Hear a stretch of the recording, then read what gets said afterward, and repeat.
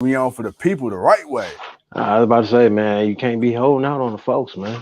All Can't right, be man. holding out on the folks. Nah, They nah, talking not. about you, man, because Sandman beat you up last night. Hey, man, look, last night, man, I blame Jet Ski Jesus and Puerto Rican disciple, Ortiz and Elliott, I blame them for me passing out yesterday, man. But hey, that's a whole nother subject. All right, man. So last night, man, we had Friday Night Smackdown. All right.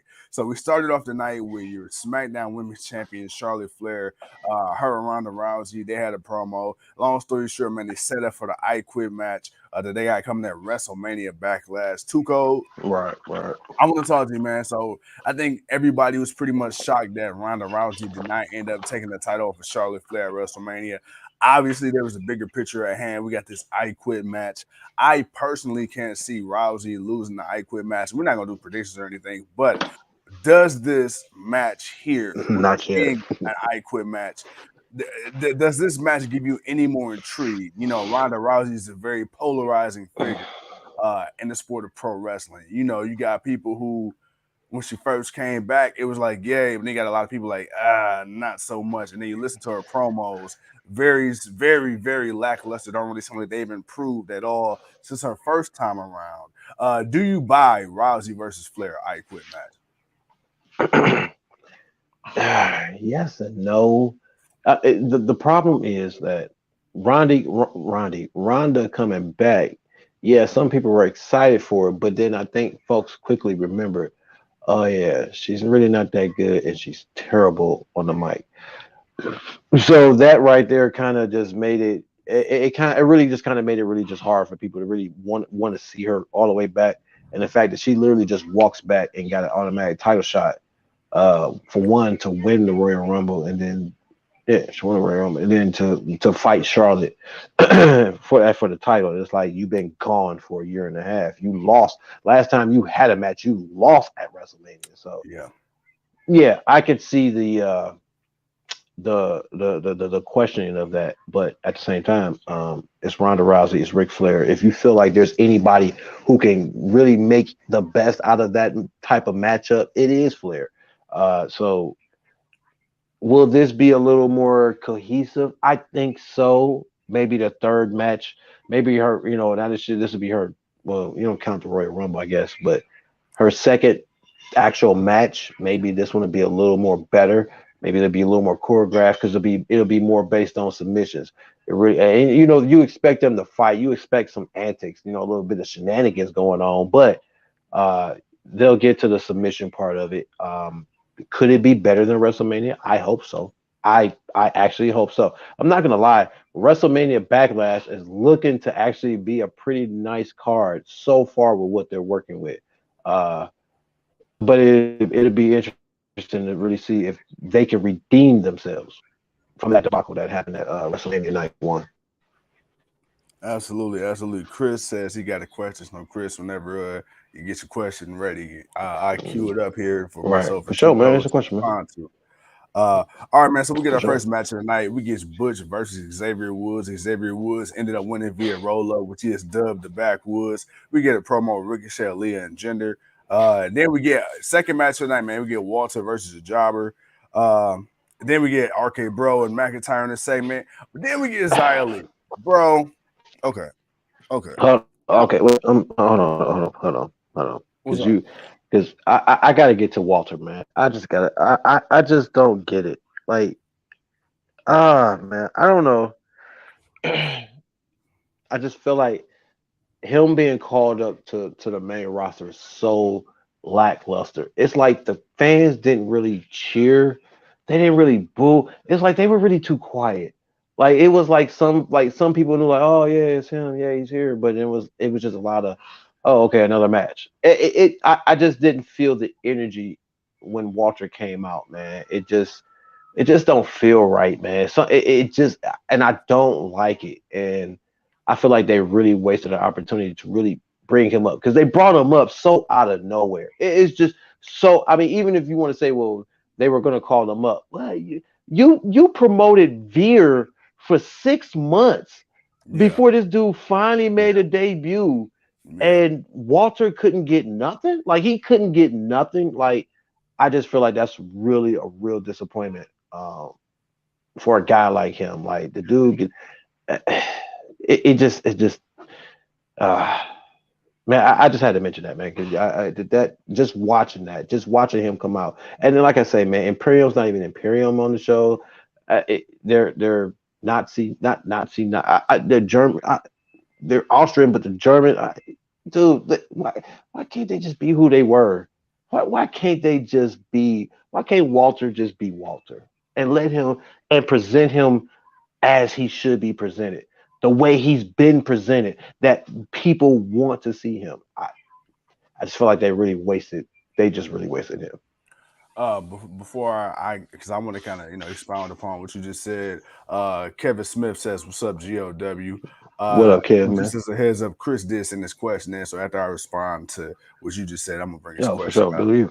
But no, man. So I definitely agree with you as far as Walter go. You completely killed the Imperium gimmick. You brought up Marcel Bartel and you named him Ludwig Kaiser, which okay, whatever. But then you completely left off my one guy, Fabian Eichner. You just completely just didn't bring him up at all. So you it was almost like hit row all over again, right? You got four other Man, members, bro. then you bring up three, but then there's one person that's clearly missing. It's like, we like the other ones. The other ones are cool, but it's like, bro, like this is what we've known, right? We're like Ember Moon and Shotzi Blackheart. They were a tag team, and Ember just came back to NXT at the time. And then you bring up Shotzi and you team her with Tegan Knox as a tag team out of nowhere. But it's like, bro, she was just with Ember, no explanation there. So then you get Imperium, like you said, they come up, new music, new names. You completely leave one person out, like you said, with The Walter. music sucks. The music sucks. It's not their music. Yeah, and my thing is like it almost reminds me of Sanity, right? It was like with NXT. It's like with NXT, Sanity was such a promising group in NXT. Eric Young was at his, dude, you had lightning in a bottle, literally with that Sanity, and then you call everybody up. You don't call up Nikki Cross, and if you do call her up, it's just it just made no sense. It's one of those, if it's don't broke, don't fix it.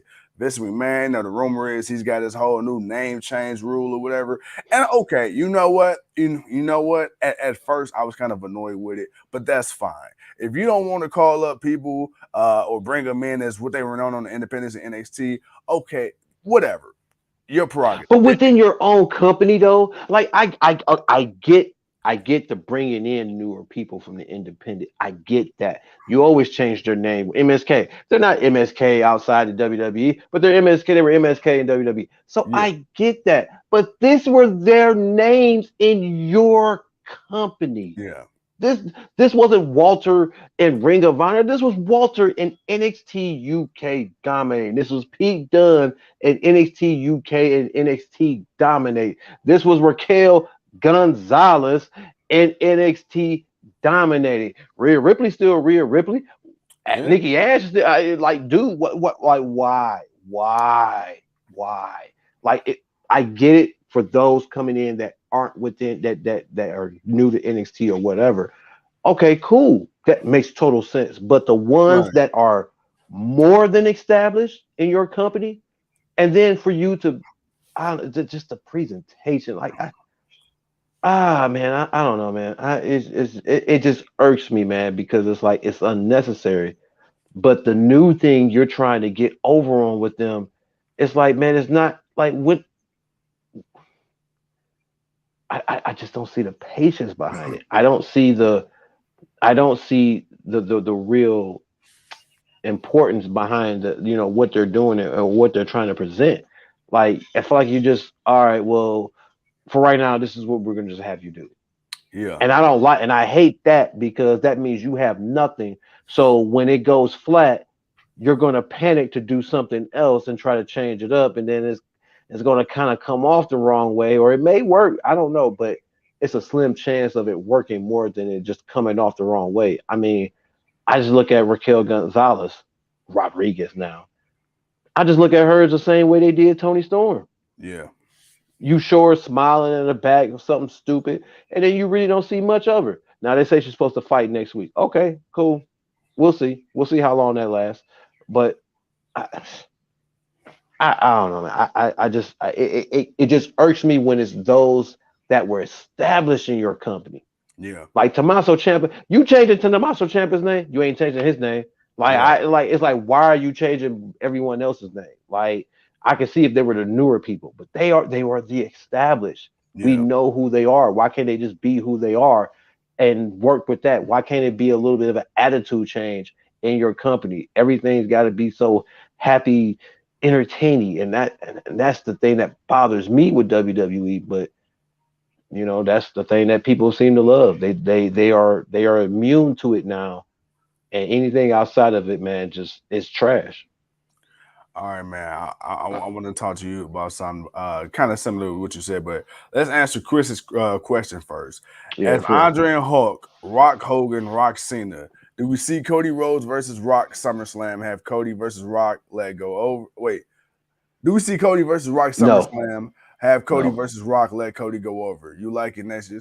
No, and the reason I'm gonna say that, man, and I'm pretty sure too, Cody Cody. versus Roman, maybe, but not Cody versus Rock. That I Yeah, don't. well, yeah, I see no purpose for it. Like I see no reason why they were colliding. Now, of course, if it's Roman and Rock, obviously that would be the more obvious thing. But I don't see no reason why Cody and the Rock would have to fight.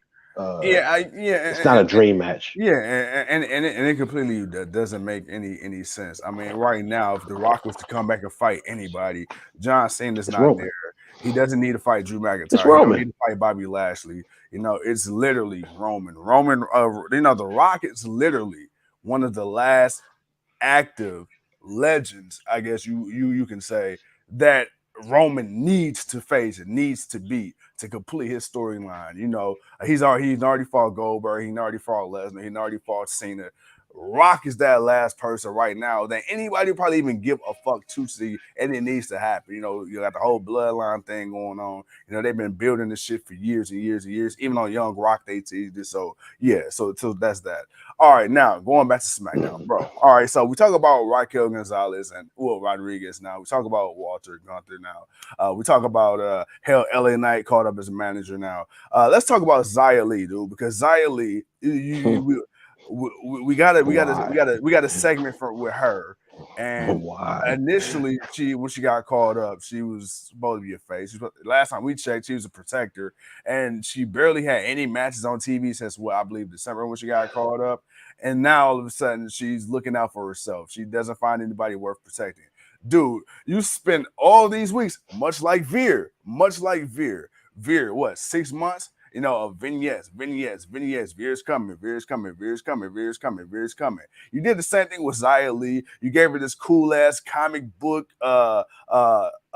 Storytelling that they're doing. storytelling. You kind of gave her this whole Asian warrior, Chinese warrior thing going on. And dude, the storytelling and the way they presented her initially was so fucking fantastic. This is one of those rare call-ups where the way they presented her in the very beginning, it's like, oh shit, okay, you know what? A little different in NXT, but at the time, the presentation looked for the better. And then all of a sudden, you stop showing her on TV. You ain't seen her in months. And then when you bring her back, it's like you changed up her gimmick, but she never really got started with the gimmick she had.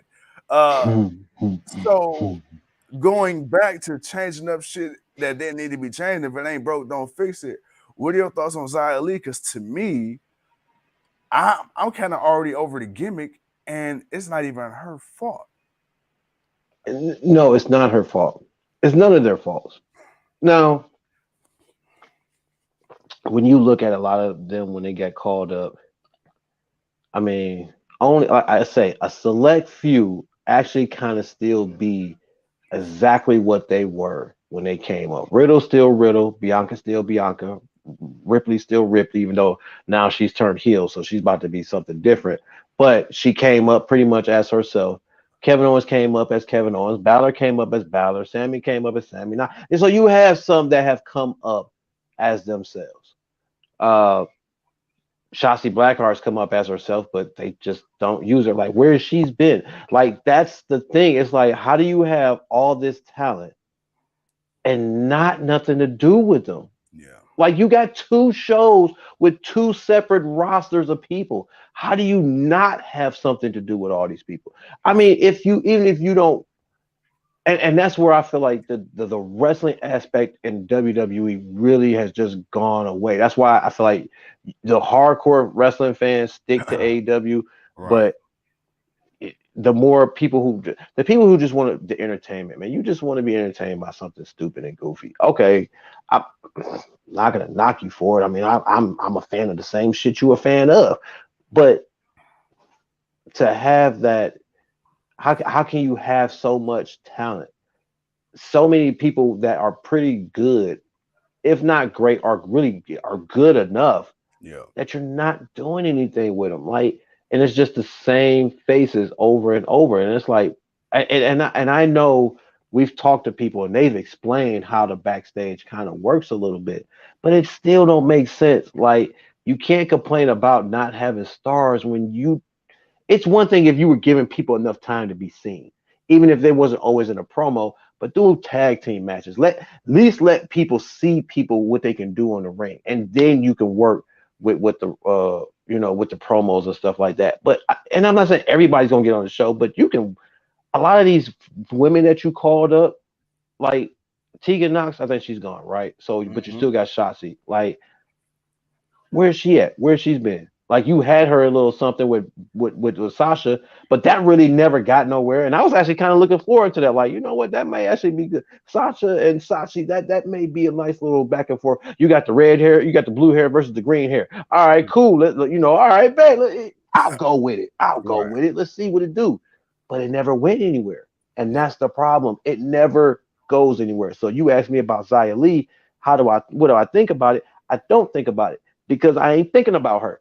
I'm not thinking about nothing she's doing because I don't have any confidence that whatever it is they having her do is really going to generate to anything. Like, can she do anything that's really going to separate her from anybody else? Like, that's the whole thing. You have them going out and doing what you think they should do. But if there's something better, can they do it? Are you going to allow them to do it? Is it TV approved enough for them to do it? Like, as much as Vince want to, show he's still WWE, man, you let a little thing, few things go. But if the slightest little oh my god happens, then it depending on who it is and what they do, you really can't buy into a lot of people. That's why it's hard for me to really like Raquel. I like Raquel, man, but I don't know. We're gonna see where it go. We're gonna see where it go with a lot of them. All right, man. Well, you already said it. This happened a little later in the show, but let's bring it up now. All right, so of course you got the Raquel Rodriguez. Oh my God, Raquel Rodriguez, Gonzalez, formerly known man. as Gonzalez. Gonzalez, That's Gonzalez, man. vignette, and she's gonna be wrestling next week. So at least for right now, it looked like she's gonna be a big deal, but we're gonna see.